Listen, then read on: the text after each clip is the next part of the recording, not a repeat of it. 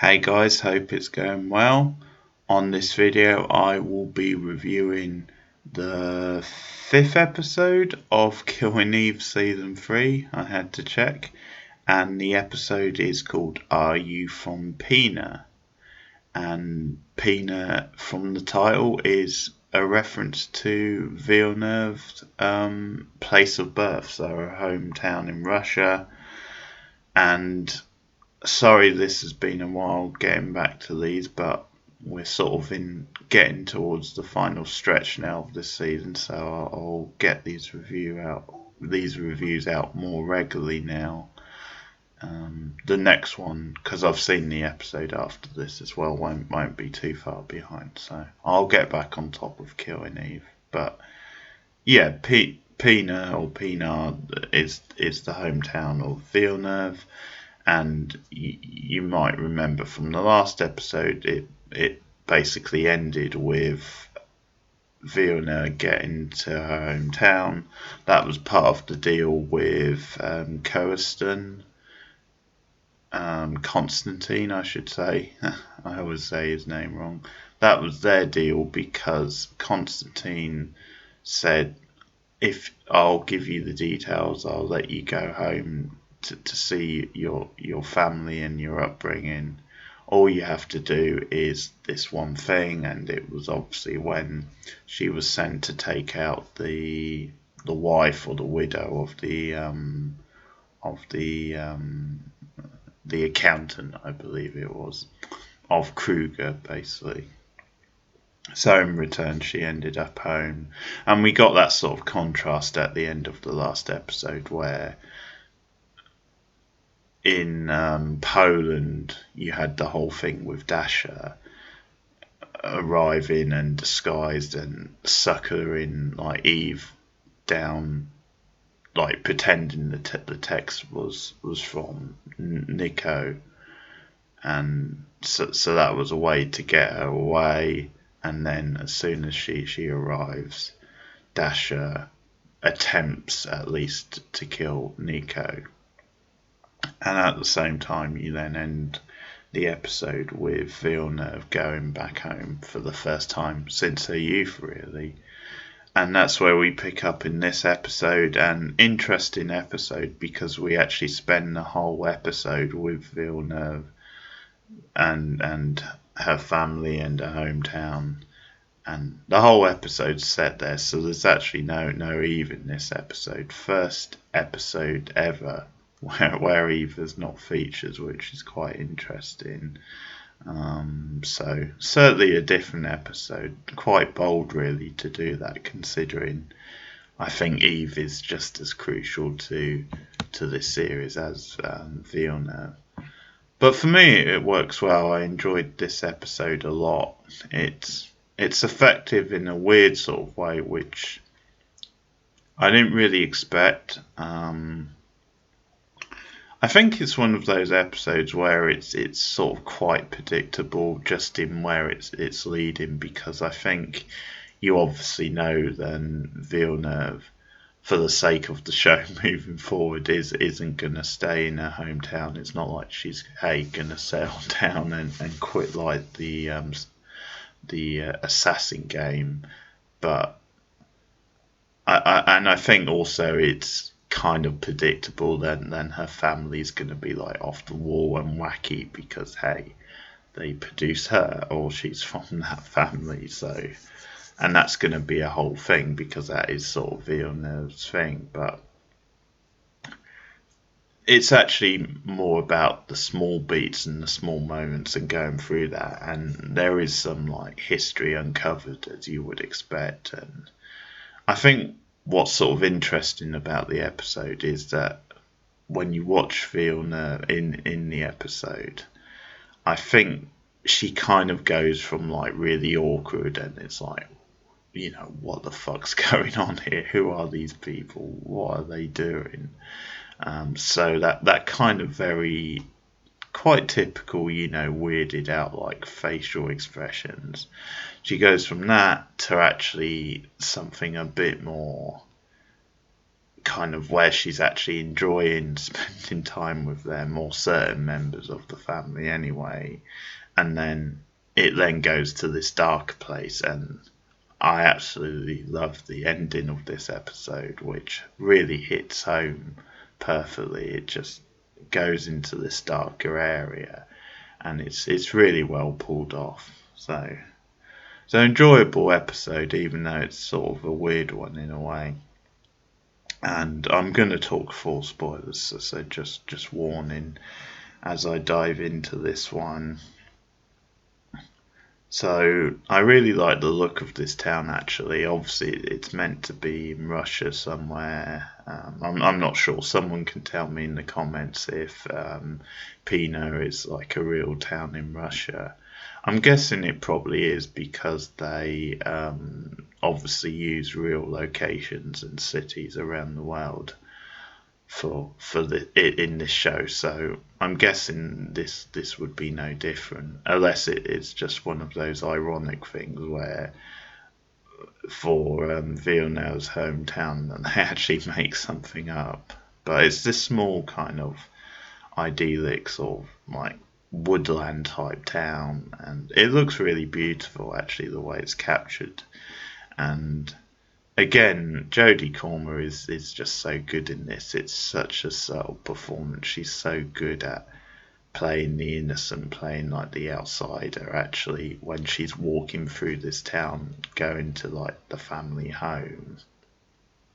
She's so good at just looking really normal and innocent. She looks like this backpacker, like exploring Europe or something. And it's kind of fitting, because I think she is kind of exploring like unknown territory, because she hasn't been back home since she was very young, so doesn't have that many memories of it.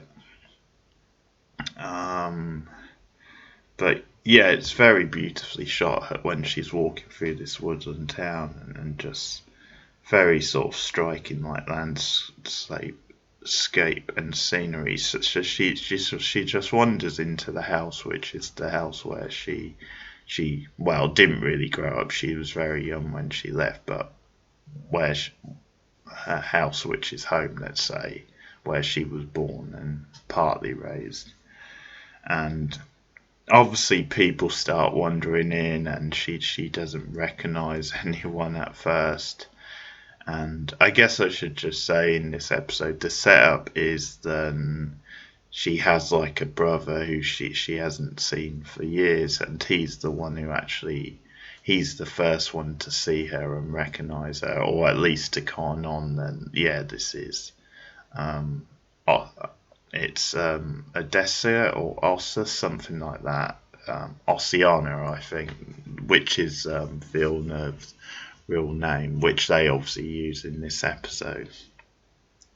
She's got a brother, and then obviously her mother recognises her, but her father passed away years ago, so he's no longer around. But then you have all these other characters. So the mother has like remarried and is with another guy, and they've had kids as well, children. So you have like a younger couple who are like, I don't know, I think one of them is obviously like the son, and then his girlfriend, and then there's obviously Villeneuve's brother, and there's a younger kid as well who must be like another child they had. So as far as like direct family goes, I think it's just the mother and like the older brother.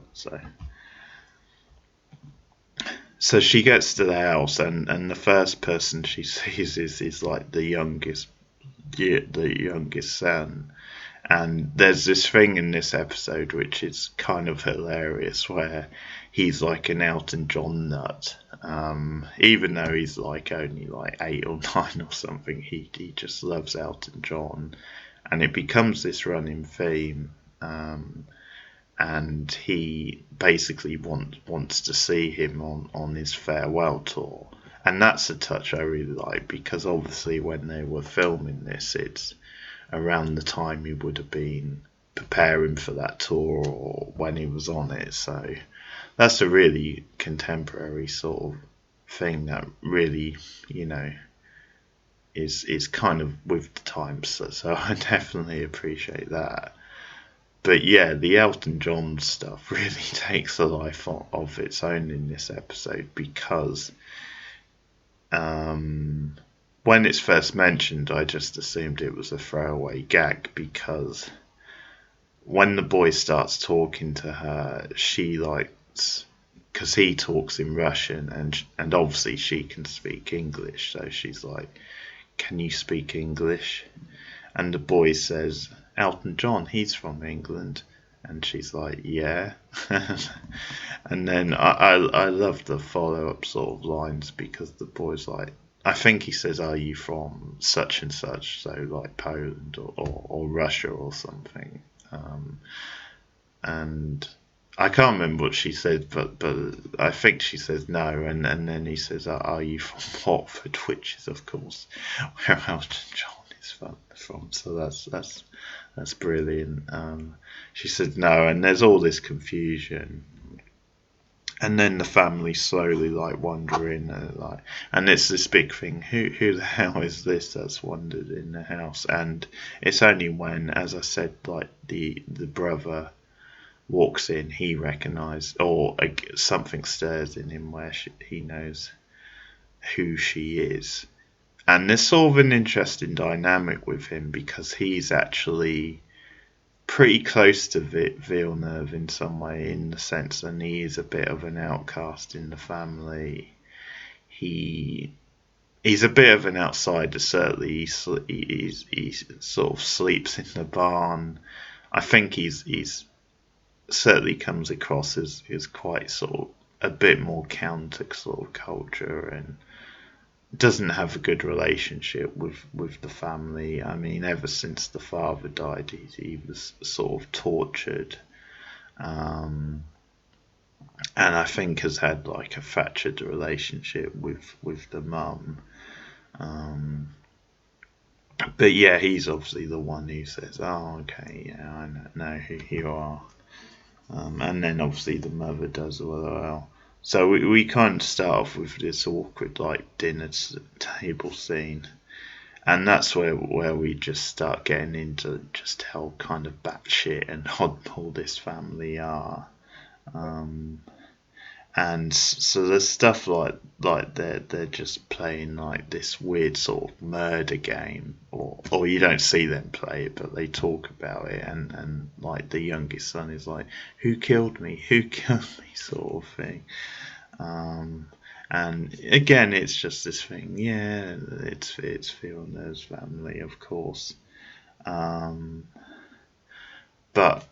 Jodie Comer again is spot on in these scenes. So I mean, when the mother first walks in, she like rushes over, and she's full of emotion, because obviously she hasn't seen her daughter for years, and her mother just hugs her, it gets all emotional, and Comer's like just body language, facial expression, it's just this awkward like cut off sort of character, but at the same time she's like at least partly like leaning in, so it's just that she's generally kind of awkward. It's just the way she is. It's actually not that she's being malicious or cold on purpose. It's just sort of the way she is. But as I said, they mention stuff like the murder game, and then they start doing like one of Elton John's big numbers, so like singing, dancing to that, and this is at the dinner table, by the way,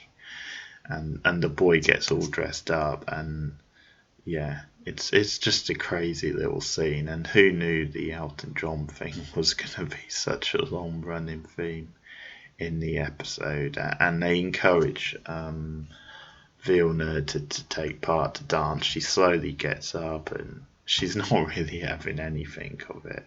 And I think what I love about this scene, because obviously it's a very funny, over the top scene, but at the same time it does reflect something quite real. It does reflect kind of just embarrassing things that your parents or your family do, and again her reactions are just sort of perfect. because it is this really cringeworthy, awkward moment, even though it's very funny and silly. But yeah, her just doing like this half sort of dance, just being really awkward. And when the scene cuts and it goes to the next one, it kind of ends with her like just like randomly screaming like the lyrics sort of thing, which is kind of her really. But so that's all great stuff, and in a way it just goes through various beats in this episode with the family. So at one point they're looking through like pictures in like a family photo album,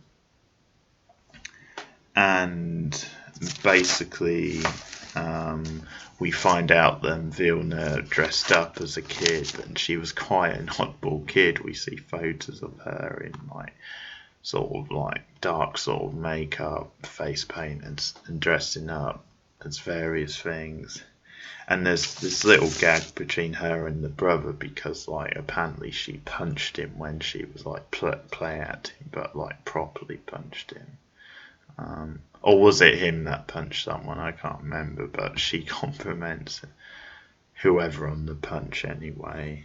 And then probably one of the most funniest scenes, and another one where they actually get a really good reference in, is then the oldest brother. I'm guessing the son is the like yeah is the one that came from the parents.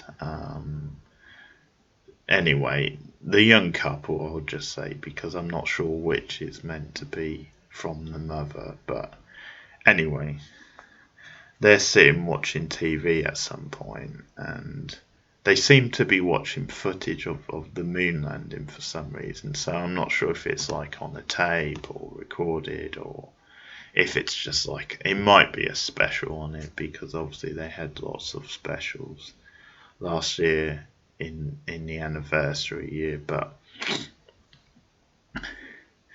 anyway, they're sort of talking about conspiracy theories about, the moon landing was staged and all that.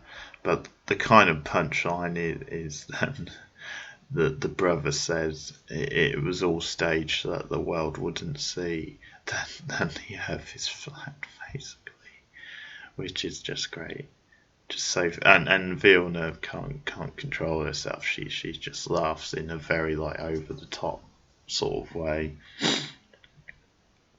And then the brother even mentions like David Icke, who, for anyone who doesn't know, is like this sporting guy. I can't remember what sport he's involved with. I think he's a promoter or something. It's funny because just today actually I heard him like referenced on the radio, but this guy is meant to have come out with all these dodgy like conspiracy theories. So it's actually really great comedy, the fact that these characters are coming out with like ridiculous conspiracy theories, and then they obviously, the guy mentions David Icke, this great guy from Britain. So yeah, that's where the inference is from. Another quite weird sort of theme, but is one of the more touching scenes, is that the mother gives Vilna an 80s suit, like this quite glamorous sort of 80s suit. I don't know what happens to it because we don't see it again in the episode, or at least I don't remember it. But she says, "Yeah, I've got this for you, and I even like adjusted it for your size." So even though it's quite a weird sort of thing to give your daughter, they do at least sort of bond, and Vilna appears to warm to her in that moment at least. So that's quite a nice scene. And there's this thing with her brother where I think she's trying to get like the aggression out of him. She feels that he's hiding this emotion because of what happened with the dad and the distance between him and the mother.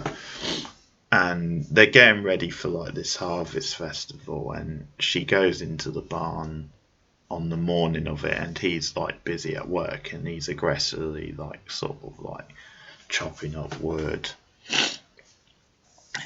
And there is this little thing where, as I said, Vilna's kind of thinking, well, you're hiding that aggression, you need to let it out. It's almost like her, because throughout the episode she denies to the family that she's a killer.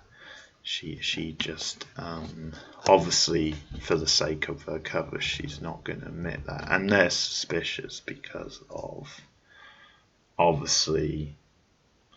they obviously know about the KGB, and they know that she was taken and stuff like that. That sort of stuff comes out. It's revealed that she was assumed dead, basically. That's a big thing. So that's another motivation, or not motivation, but that's another reason for the brother being kind of so traumatized over the years. So there's this interesting idea that he might have the same sort of kill instinct as Vilna, certainly some of the same sort of rage, and she tries to get him to just let that out, and they do kind of bond, but he's obviously not willing to let it out, not willing to go that far. And that's kind of why he chops the wood, why he, lets his aggression out in that sort of way. And there's some interesting stuff about the background, because it's revealed that Villeneuve was left for dead, or not left for dead, but they assumed she was dead, and they were told by the government she died in a fire, and this is when she was very young. And it just gets into some of the workings again of like the KGB, and I think that they were recruiting people from a very young age, and they actually used this stunt so that they could like recruit Villeneuve, and they had like the cover story. So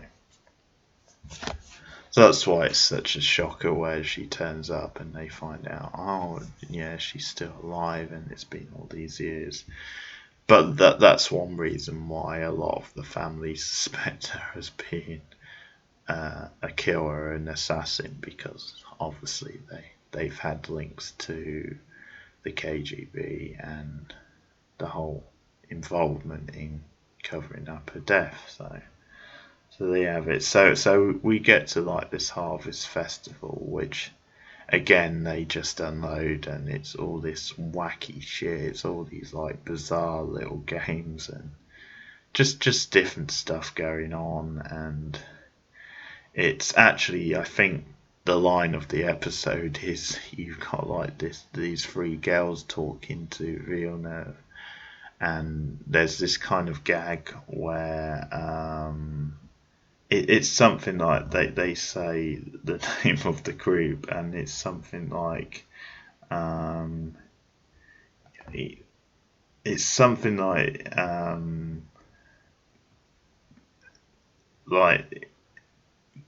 get around or something, and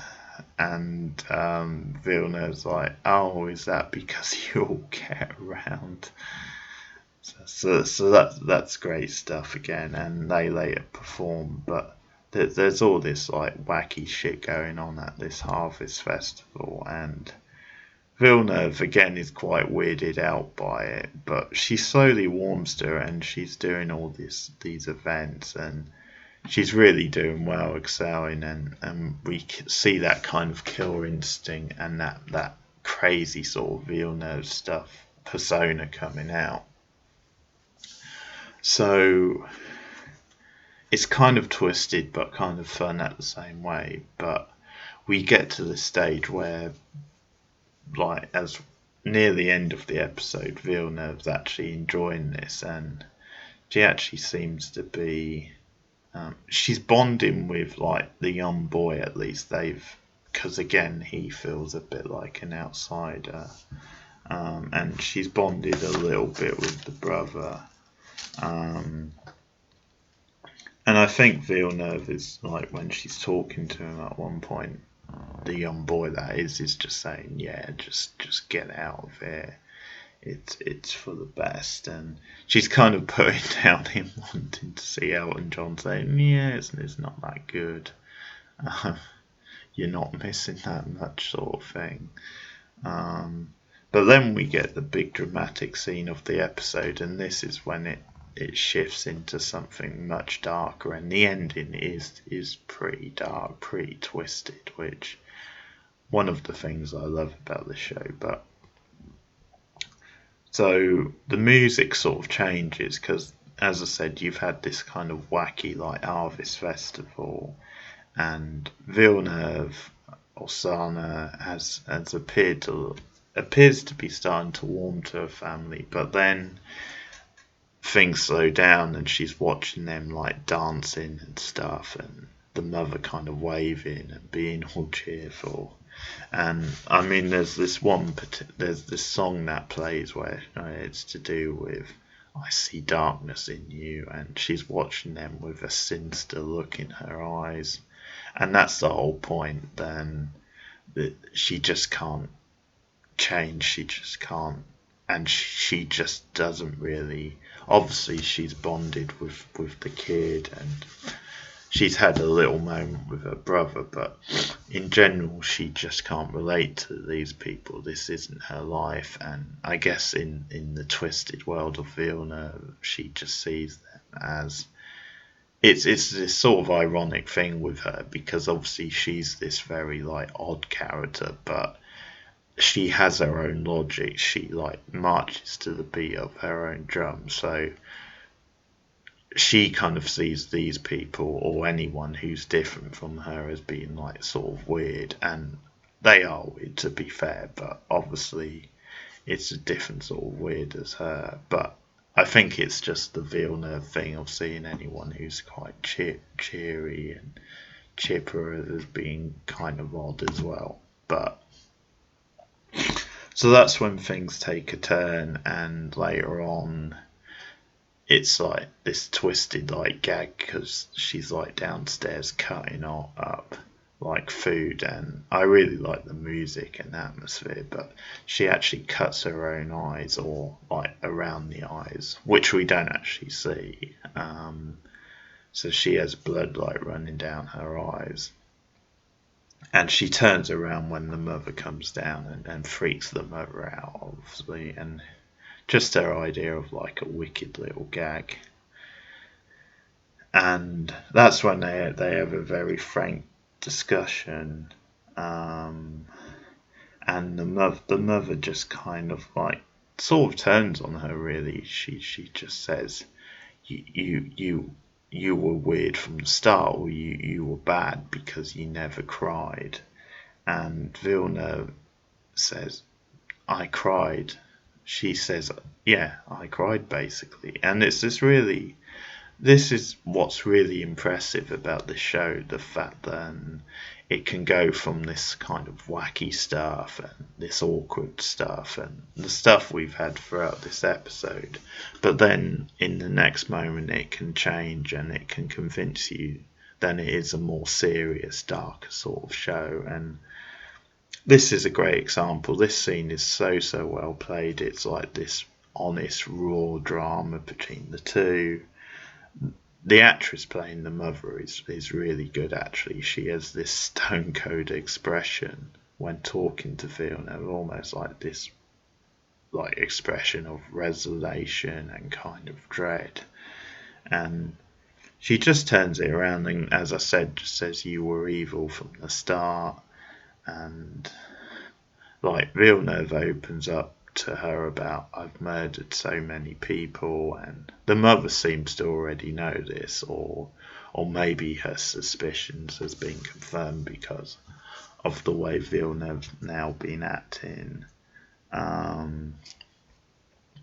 So they have this really frank and brutal like discussion back and forth, and it's in this weird kind of place where they kind of come to an agreement, but at the same time it's this dark sort of like conversation, because the mother just says, leave this house, you don't belong here. And I think this is crushing for Villeneuve, because she had started to bond, but at the same time, at this part of the episode, she really comes to the realization, yeah, maybe I don't belong here.